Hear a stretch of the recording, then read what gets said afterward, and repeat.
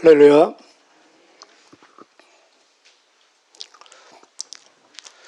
오늘 예레미야 15장, 16장 주어졌는데 16장은 나중에 각자 하기로 하고 이 아침에 15장 함께 받으시도록 하겠습니다. 내용은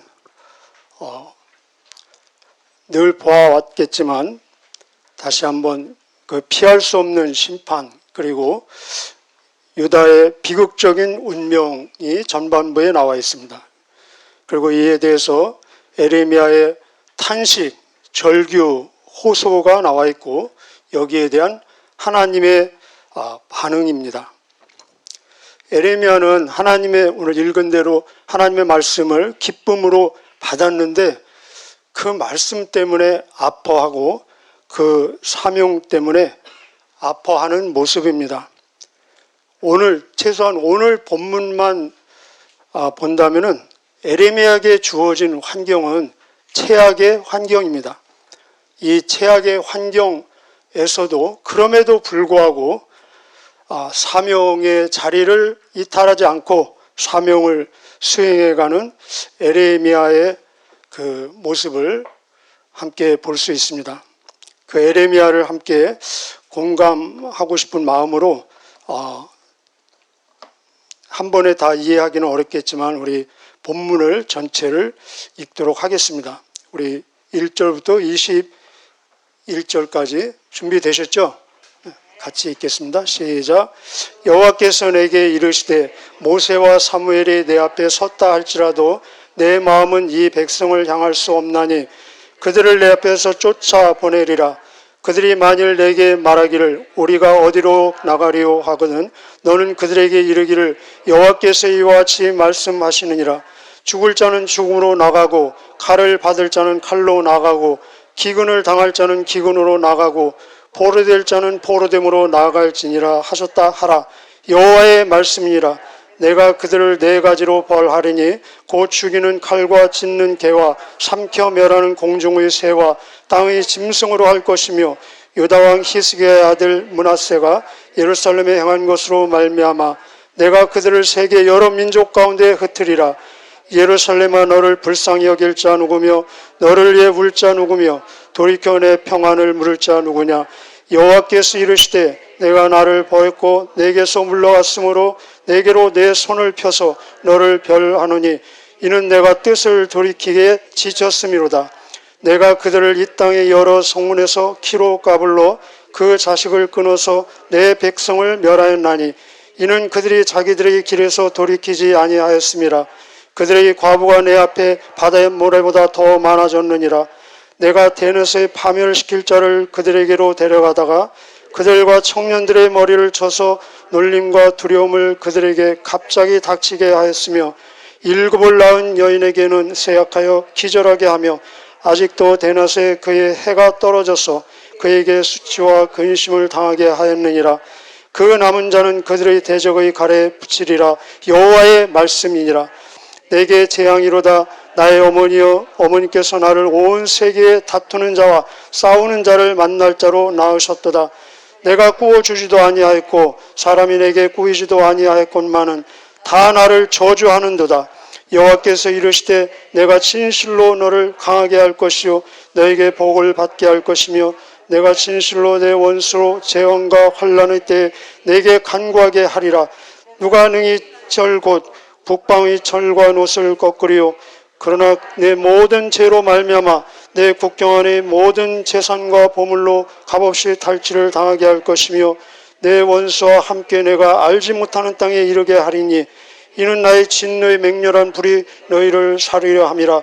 여호와여 주께서 아시오니 원하건대 주는 나를 기억하시며 돌보시사 나를 박해하는 자에게 보복하시고 주의 오래 참으심으로 말미암아 나로 멸망하지 아니하게 하옵시며 주를 위하여 내가 부끄러움을 당하는 줄을 아시옵소서. 만군의 하나님 여호와시여 나는 주의 이름으로 일컬음을 받는 자라. 내가 주의 말씀을 얻어 먹었사오니 주의 말씀은 내게 기쁨과 내 마음의 즐거움이니라. 내가 기뻐하는 자의 모임 가운데 있지 아니하며 즐거워하지도 아니하고 주의 손에 붙들려 홀로 앉았사오니 이는 주께서 분노로 내게 채우셨음이니이다. 나의 고통이 계속하며 상처가 중하여 낫지 아니하면 어찌 됨이니까. 주께서는 내게 대하여 물이 말라서 속이는 시내 같으시니까. 여호와께서 이와 같이 말씀하시되 내가 만일 돌았으면 내가 너를 다시 이끌어 내 앞에 세울 것이며 내가 만일 헛된 것을 버리고 귀한 것을 말한다면 너는 나의 입이 될 것이라. 그들은 내게로 돌아오려니와 너는 그들에게로 돌아가지 말지니라. 내가 너로 이 백성 앞에 견고한 놋 성벽이 되게 하리니 그들이 너를 칠지라도 이기지 못할 것은 내가 너와 함께하여 너를 구하여 건짐이라. 여호와의 말씀이니라. 내가 너를 악한 자의 손에서 건지며 무서운 자의 손에서 구원하리라. 아멘. 저와 여러분은 사명자입니다. 개인적으로 내가 얼마나 사명자인지 인식하는 개인의 차이는 있을 수 있지만 모든 구원받은 성도는 하나님 앞에서 사명자입니다. 오늘 이 시간 에레미야의 사명을 함께 공유하며 나에게 주어진 사명은 무엇인지, 나는 이 사명에 얼마나 성실하게 그리고 충성하고 있는지 하나님 앞에 함께 묵상하는 시간 됐으면 좋겠습니다. 제가 말씀드렸습니다. 먼저 이 에레미야에게 주어진 지금 현재 환경은 최악의 환경이다. 어떤 의미에서 최악의 환경이라고 말할 수 있겠습니까? 세 가지 정도의 근거에서 최악의 환경이라고 말할 수 있습니다. 이 에레미야에게 주어진 환경으로는 첫째는 에레미야에게 주어진 사명 중에 하나는 나라를 위한, 민족을 위한 중보자의 사명입니다. 그래서 우리가 어제 본 대로 14장은 에레미야의 민족을 위한 중보 기도였습니다. 거기 9절에 보면 우리 민족을 버리지 마옵소서, 21절에 우리를 미워하지 마옵소서, 우리를 받아주옵소서, 간절히 민족을 위해서 한 장 전체를 할애하면서 중보 기도하고 있습니다.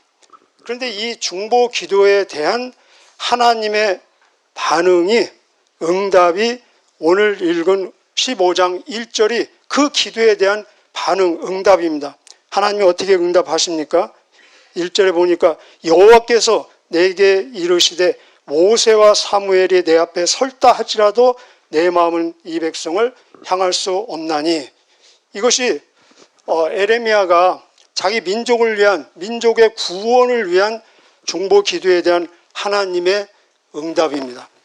모세와 사무엘 두 사람이 합쳐서 내 앞에 쓴다 할지라도 적어도 중보 기도에 있어서는 이 모세와 사무엘은 에레미야에게 대선배입니다. 시기적으로도 그렇고 우리가 잘 아는 대로 더 이상 설명이 필요 없겠죠. 모세와 사무엘은 절대 절명의 위기 앞에 있는 민족을 중보 기도로 살린 경험들이 여러 번 있었습니다. 그런데 하나님께서는 모세와 사무엘이 함께 나와도 너의 기도를 지금 들어줄 수 없다는 것입니다.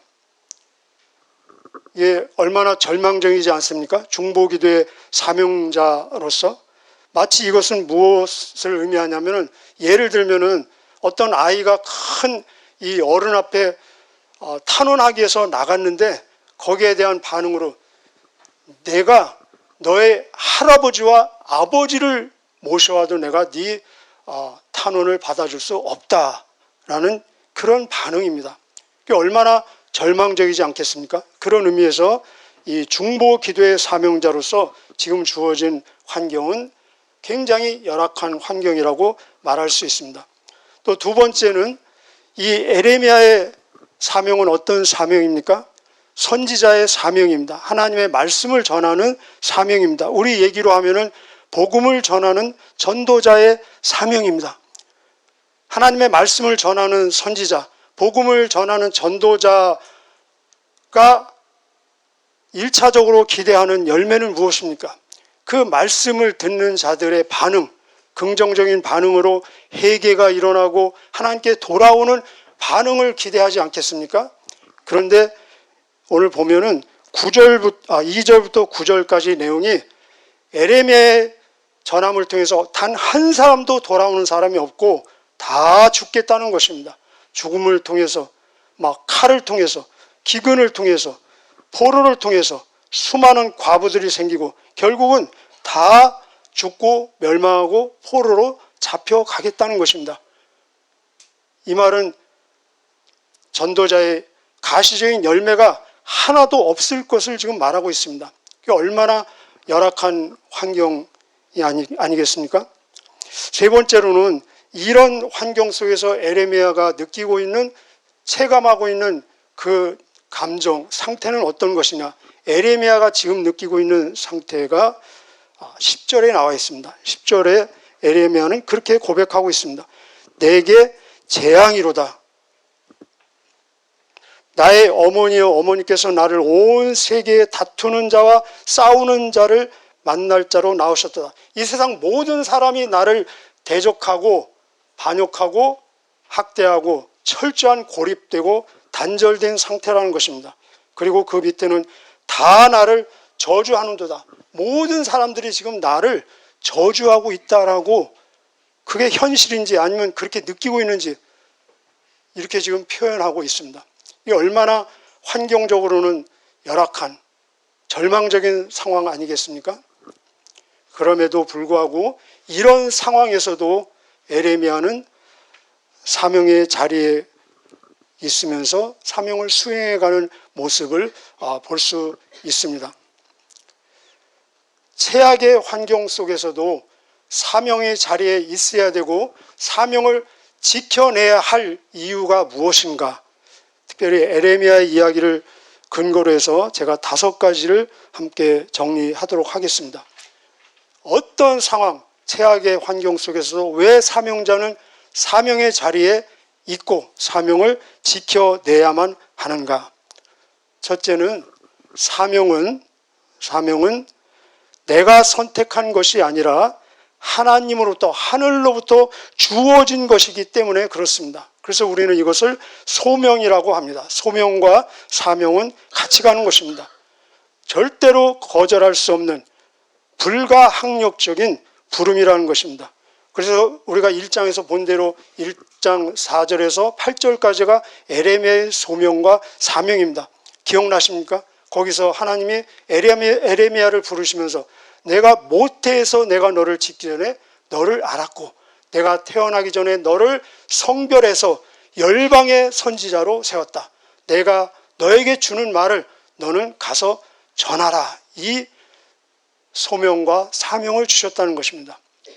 바울도 사실은 20대 후반에 예수 믿었잖아요. 그런데 나중에 고백하기를 하나님이 그의 은혜로 모태에서 나를 택하시고 주 예수께 받은 사명, 곧 하나님의 은혜의 복음을 증언하는 일.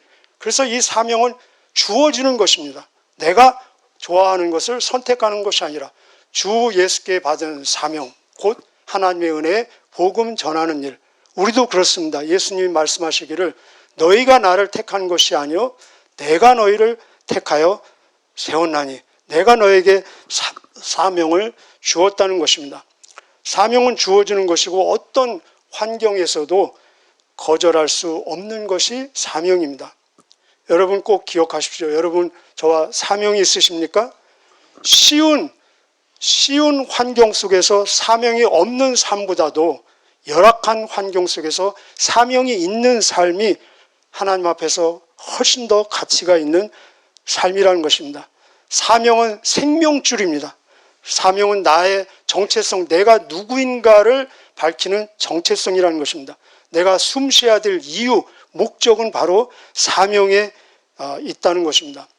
사명, 여러분 글자 한번 생각해 보십시오. 사명, 사는 불일사자고 명자는 목숨 명자입니다. 그래서 목숨을 부려서 하는 일이 사명입니다. 즉 목숨 걸고 하는 일이 사명입니다. 이 육신의 목숨보다 더 귀하고 더 위대한 일이 사명입니다. 그래서 사도행전 20장 24절에 주 예수께 받은 사명 곧 하나님의 은혜의 복음 증언하는 일을 마치려 하면은 내 육신의 생명도 조금도 귀한 것으로 여기지 아니한다라고 고백하고 있습니다. 환경이 어려워서 포기되어질 수 있는 일은 이미 사명이 아니라는 것입니다. 두 번째, 이 최악의 환경 속에서도 그럼에도 사명자는 사명의 자리에 있을 수밖에 없는 이유는 아까 말씀드렸죠. 이 에레미야에게 중보 기도의 사명인데 1차적인 하나님의 응답은 거절의 응답이었습니다. 얼마나 답답하고 인간적으로 얼마나 상심되지 않겠습니까? 그럼에도 불구하고 기도해야 된다는 것입니다. 그래서 완전히 거절당한 응답을 받은 에레미야가 다시 기도하는 내용이 15절부터 18절까지입니다. 그래서 읽었기 때문에 지나가도록 하겠습니다. 응답받지 못하는 기도, 그럼에도 기도하는, 응답받지 못한 것도 응답이라는 것입니다. 응답하지 않는 것으로 응답하시는 하나님의 모습을 볼 수 있습니다. 그래서 기도는 응답 이전에 하나님과의 관계라는 것입니다. 하나님과의 대화라는 것입니다. 유대감을 형성하는 것이고 내가 하나님께 의존하는 이 의존적인 존재임을 하나님 앞에 철저히 고백하는 것입니다. 내 인생의 주인임을 하나님이라고 인정하는 것이 기도라는 것입니다. 그래서 우리의 인간의 눈으로 볼 때 거절당하는 것처럼 보이는, 반응이 전혀 없는 것 같은 기도, 하나님이 침묵하는 것처럼 보이는 그것도 응답이라는 것입니다. 하나님께서는 더 좋은 것을 준비하고 계신 것을 나중에 가면 알 수 있습니다. 그래서 하나님의 반응은 언제나 영혼의 관점에서 봤을 때는 항상 최선이라는 것입니다. 같이 한번 해보실까요? 하나님의 반응은 언제나 최선이다. 그렇습니다. 기도는 결국 나를 변화시키는 것입니다. 관점의 변화를 통해서 인내와 연단을 통한 더 주님 닮아가는 성숙의 여정이라는 것입니다. 세 번째, 최악의 환경에서도 그럼에도 불구하고 사명자는 사명의 자리에 사명의 길을 걸어갈 수밖에 없는 이유는 아까 말씀드렸죠. 이 에레미야가 복음을 전해도 하나님의 말씀을 전해도 회개의 열매는 하나도 없었습니다. 얼마나 낙심되지 않겠습니까? 그럼에도 불구하고 사명자는 하나님의 말씀을 전해야 된다는 것입니다. 왜 그렇습니까? 하나님의 말씀을 전하는 것은, 우리 이야기로 하면 복음을 전하는 것은 결과 이전에 순종이고 복종이라는 것입니다. 하나님의 명령이고 우리에게는 특권이고 권리이고 의무이기 때문에 그렇습니다. 복음 증거는 예수님의 지상 위임입니다. 그리고 예수님의 유언입니다. 파수꾼의 사명은 우리는 잘 알고 있습니다. 에스겔서의 이야기를 통해서 파수꾼의 전파를 통해서 만약에 전파했는데도 듣지 않고 돌아서지 아니하면 그 사람의 책임이고, 전파하지 않았을 때는 파수꾼의 책임이라고 하나님께서 말씀하고 계십니다. 전하는 자와 거두는 자, 즉 심는 자와 거두는 자가 다를 수 있고 자라게 하시는 이는 하나님이시다. 결국은 결과는, 열매는 하나님의 영역이라는 것입니다. 우리의 영역이 아니고, 이 복음 증거를 통해서, 전파를 통해서 복음을 재확인할 수 있고 하나님의 마음을 내가 공유하고 공감할 수 있는 것이고, 그래서 결국은 이 복음을 살아내는 모습이 증거를 통해서 나타난다는 것입니다. 그리고 증거를 통해서 내가 하나님 앞에 얼마나 충성하고 있는지 충성의 기준을 볼 수 있다는 것입니다. 네 번째, 최악의 환경 속에서도 그럼에도 불구하고 사명자는 사명의 길을 갈 수밖에 없는 이유는, 사명자는 적어도 영혼의 관점을 가진 사람이 사명자라는 것입니다. 우리 고린도후서 그런 데서 우리 보셨죠. 눈에 보이는 것은 잠깐이요 보이지 않는 것은 영원함이니, 우리는 보이는 것에 집중하는 것이 아니라 보이지 않는 것에 주목하고 있다. 기억나시죠? 여러분, 지금 에레미야 지금을 보십시오. 지금 아무 열매도 없습니다. 하늘도 막혔고 모든 듣는 사람의 귀들도 막혔고 그에게 돌아오는 것은 무엇입니까? 고립과 그리고 재앙과 그의 고백을 빌려서 말하면은 다 나를 지금 저주하는 모습입니다. 이것이 에레미야에게 지금 주어진 환경입니다. 그런데 이때로부터 지금 얼마가 지났습니까? 약 2600년 이상 지났습니다. 지금 에레미야가 어떻게 있겠습니까? 죽었겠습니까? 그렇지 않죠. 하늘에서 환영을 받고 하늘에서 잘 살고 있을 것입니다. 그리고 에레미야의 이야기가 지금 성경이 되어서 이 아침에 저와 여러분이 읽고 그리고 에레미야를 인정하고 그를 존중하고 지금도 많은 사람들이 에레미야 이야기를 통해서 은혜를 받고 변화받고 이 에레미야를 예수님을 에레미야처럼 착각할 정도로 많은 후대의 사람들의 존경과 인정을 받는 사람이 되었다는 것입니다. 사명자인 저와 여러분, 지금을 직시하면서도 지금에 매이지 않고 자주자주 영혼의 관점에서 지금을 보고 지금을 해석하는 습관이 몸에 배이시기를 주님의 이름으로 축원합니다. 이것이 사명자의 시각이고 관점이라는 것입니다. 끝으로 다섯 번째, 최악의 환경 속에서도 사명자는 사명의 자리에 있고 결국 사명의 길을 갈 수밖에 없는 이유, 근거는 결국은 하나님께서 사명자를 책임져 주시고 가장 좋은 길로 인도해 주신다는 것입니다. 이것이 하나님의 반응으로서 그 내용이 19절에서 21절까지입니다. 19절, 21절 다음 페이지 한번 보실까요? 이 19절부터 21절까지는 그 옆에 한번 기록해 두십시오. 1장 4절에서 8절. 아까 말씀드렸죠. 1장 4절에서 8절까지가 에레미야에 대한 첫 소명과 사명입니다. 내가 너를 모태에서 이미 알았고 불렀고 열방의 선지자로 세웠고 누구도 너를 대적할 수 없고 내가 너와 함께하고 그리고 너를 모든 대적으로부터 구원할 것이다. 그 내용이 글자만 다르지 같은 내용으로 지금 반복되고 있습니다. 다시 한번 재확인시켜 주는 것입니다. 재확신을 주는 것입니다. 여호와께서 이와 같이 말씀하실 때 내가 만일 돌아서면 이것은 지금 에레미야가 타락했다는 의미가 아니라 사명의 자리를 끝까지 지키면 그 말입니다. 내가 너를 다시 이끌어 내 앞에 세울 것이며 그 밑에 너는 나의 입이 될 것이다. 1장에서 주신 말씀, 내가 너에게 주는 모든 말씀을 너는 전해라. 그 말씀을 다시 반복하고 있습니다.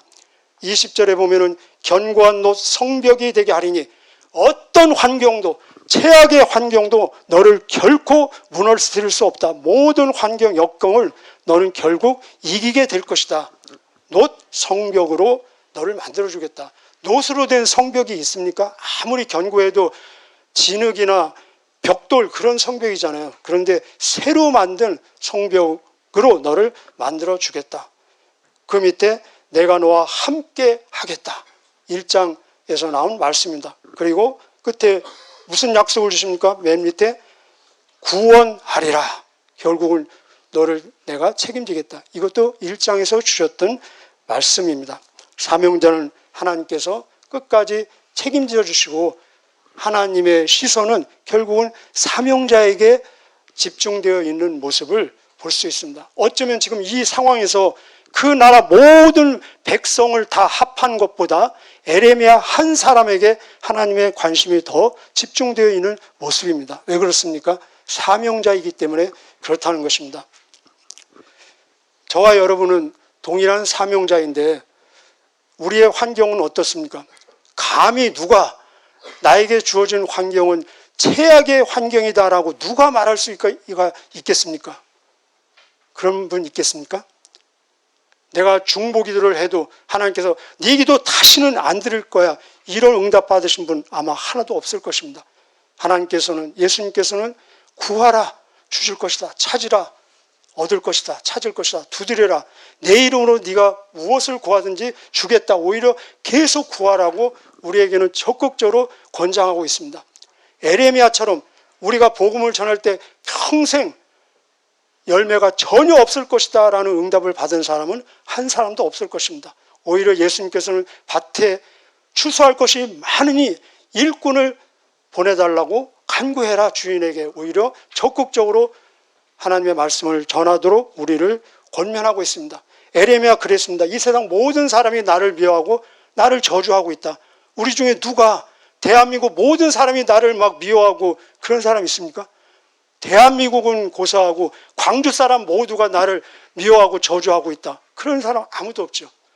그렇다면 우리의 환경은 에레미야에 비하면 너무너무나 좋은 환경입니다. 우리가 에레미야보다 더 사명에 충실하지 못할 이유가 없다는 것입니다.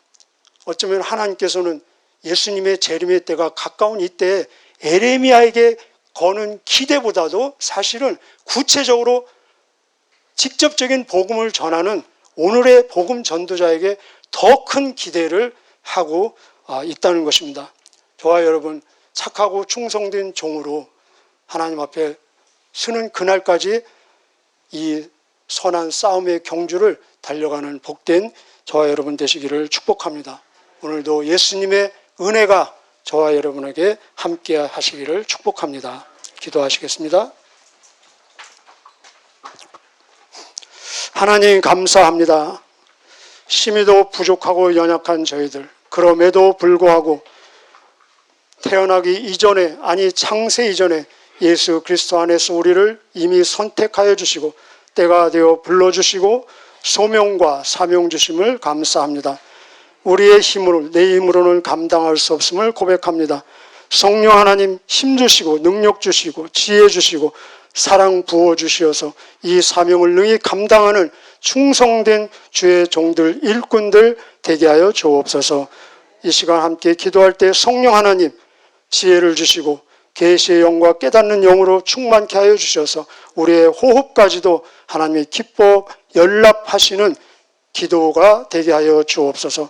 오늘 온종일의 삶이 주님을 드러내고 주님 살아 역사하심을 드러내는 증인의 삶이 되게 하여 주옵소서. 여기 드려진 예물 받아주시고 하나님의 선하신 뜻이 더 많은 자들에게 증거되어지는 거룩한 보물 되게 하여 주옵소서. 감사드리며 예수님의 이름으로 기도하옵나이다. 아멘.